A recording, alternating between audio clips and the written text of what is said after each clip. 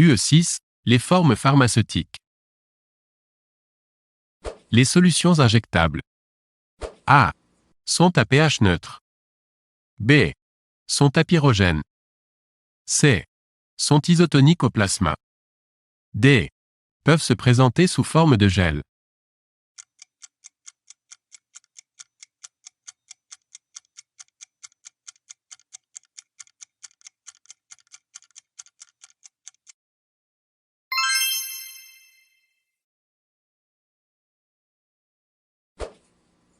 Les préparations pour perfusion intraveineuse.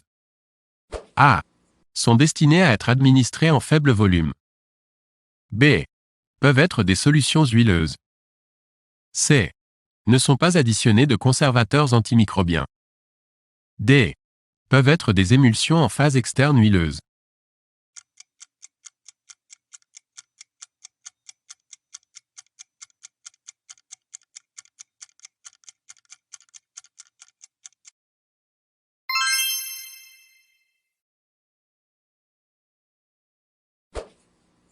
Une émulsion. A. Est la dispersion de deux liquides miscibles l'un dans l'autre. B. Est caractérisée par une phase dispersée lipophile quand elle est de type HE. C. Est caractérisée par une phase dispersante hydrophile quand elle est de type EH. D. Est utilisée pour la voie orale.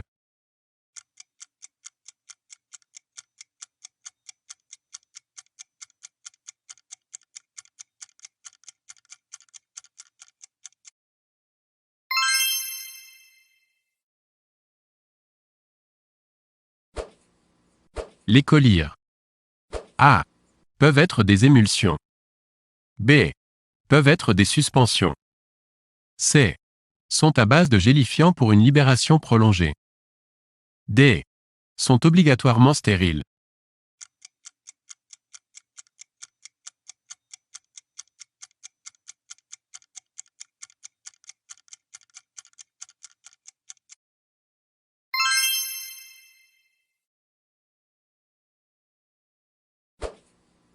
Les collyres. A. Peuvent être colorés. B. Ne contiennent pas de conservateurs, S. C. Doivent être isotoniques aux larmes. D. Doivent être limpides.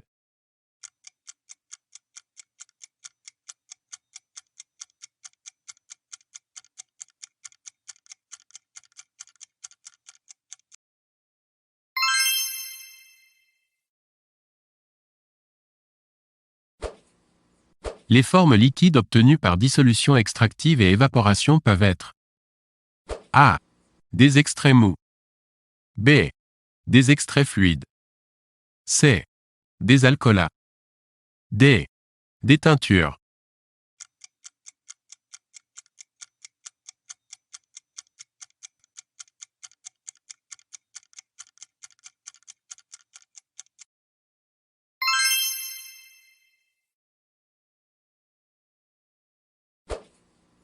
Les formes liquides obtenues après dissolution d'un ou plusieurs principes S actifs S sont A.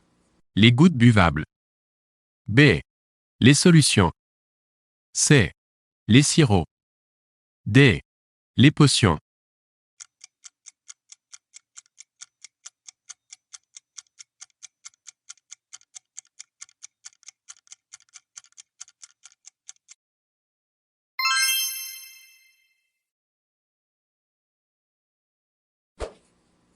Les gélules présentent les particularités suivantes. A. Leur contenance s'exprime en millilitres. B. L'enveloppe est composée d'une seule partie hermétique. C. Le remplissage en officine se fait à l'aide d'un gélulier. D. La taille des gélules est exprimée par un chiffre allant de 0,0 à 6.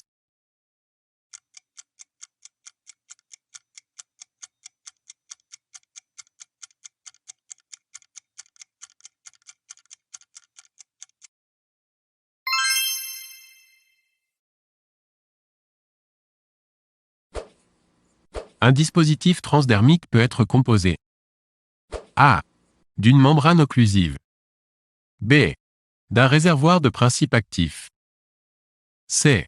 D'une membrane contrôlant la vitesse de libération du principe actif. D.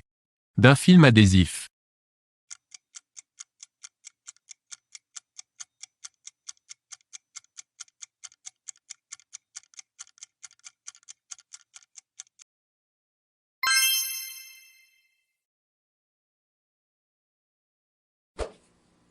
Concernant les préparations pour inhalation.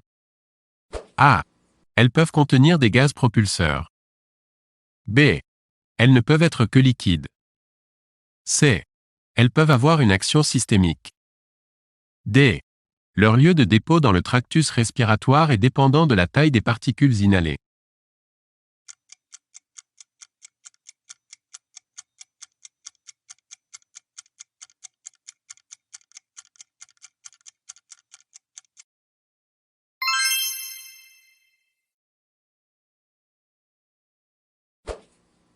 Concernant les formes semi-solides.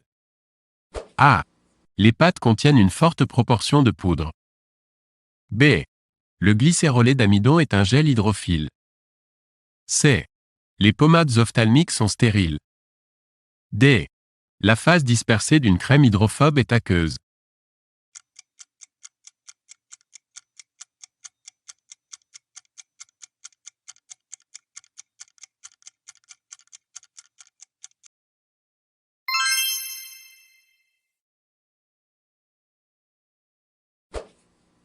Les préparations pour voie rectale peuvent être A.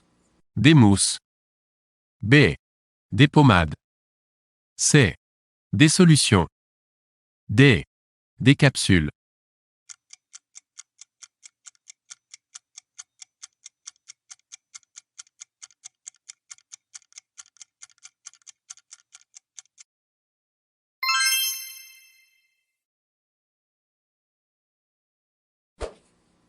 Les pommades hydrophobes. A. Ont de bonnes propriétés cosmétiques. B. Ont un caractère occlusif pour diminuer l'hydratation cutanée. C. Ont une bonne stabilité chimique. D. Sont appelées CERA quand elles renferment une forte proportion de cire.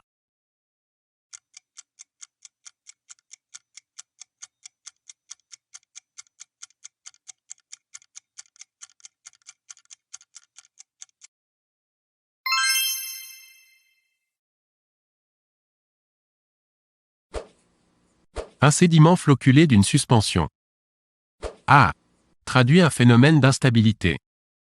B. A un volume de sédimentation très important. C. Se redisperse très facilement par simple agitation manuelle. D. Est constitué de particules liées sous forme de flocons lâches.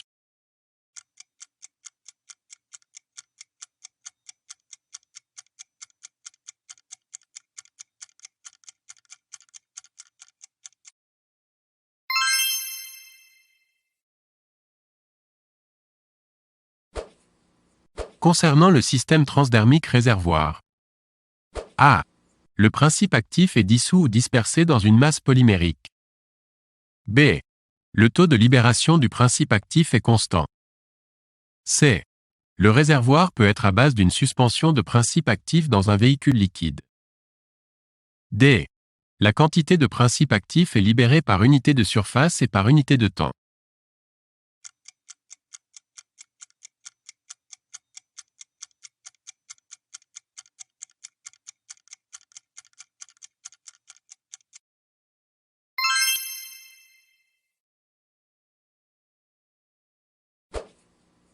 On obtient par dissolution extractive suivie d'une distillation. A. Les alcoolats. B. Les alcoolatures. C. Les huiles essentielles. D. Les hydrolats.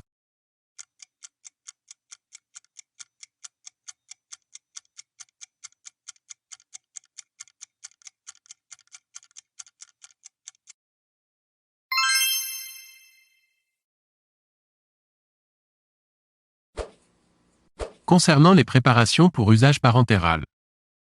A. Les émulsions huile-eau sont injectées uniquement par voie IM et par voie SC.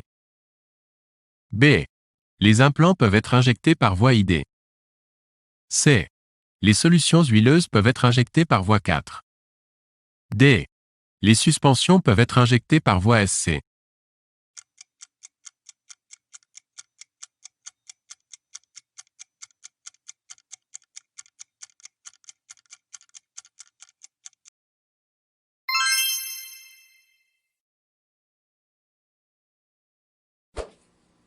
Concernant les préparations pour usage parentéral. A.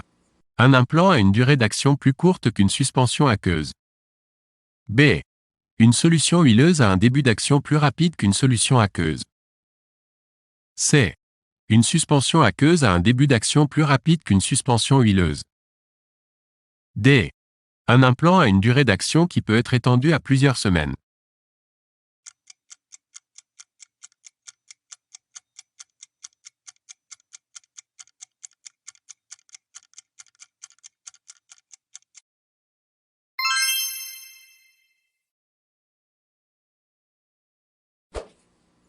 Concernant les préparations pour usage parentéral. A. Des anesthésiques locaux peuvent être présents dans certaines formulations. B. Les suspensions injectables doivent être limpides. C. Leur osmolalité doit être de l'ordre de 270 à 300 osmoles kg. D. Leur stérilisation peut être obtenue par filtration sur filtre de porosité 0,22 microns.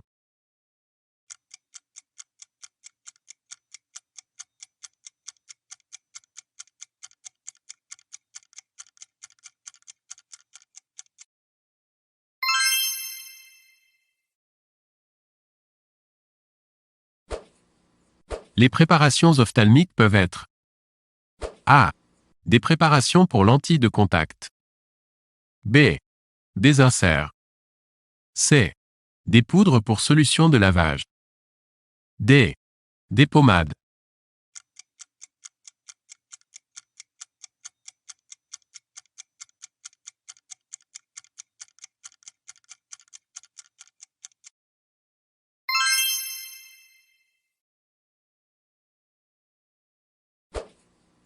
Les capsules sont destinées A. À la voie cutanée. B. À la voie vaginale. C. À la voie rectale. D. À la voie oculaire.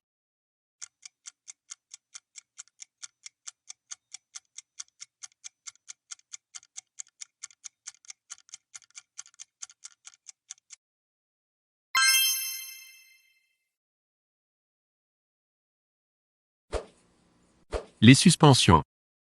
A. Elles permettent l'administration de principes actifs insolubles. B. Elles permettent un contrôle de la libération du D. Principe S. Actif S.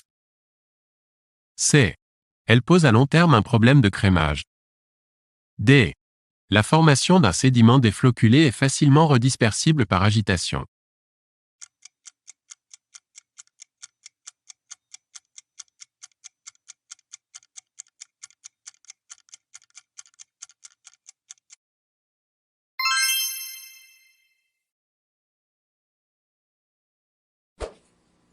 Concernant les formes matricielles.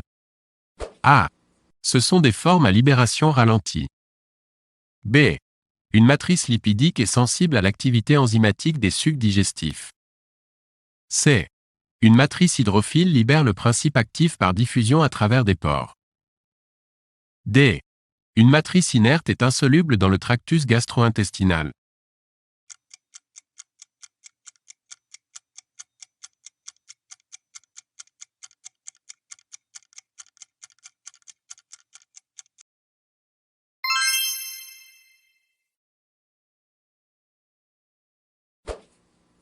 Les poudres effervescentes.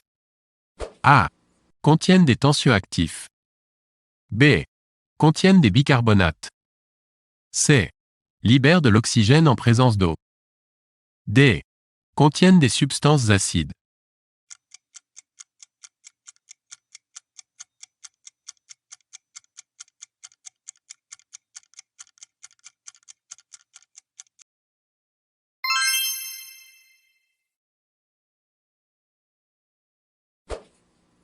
Une poudre agglomérée avec du sucre, du sirop simple ou de la gomme permet l'obtention de A. Pastilles.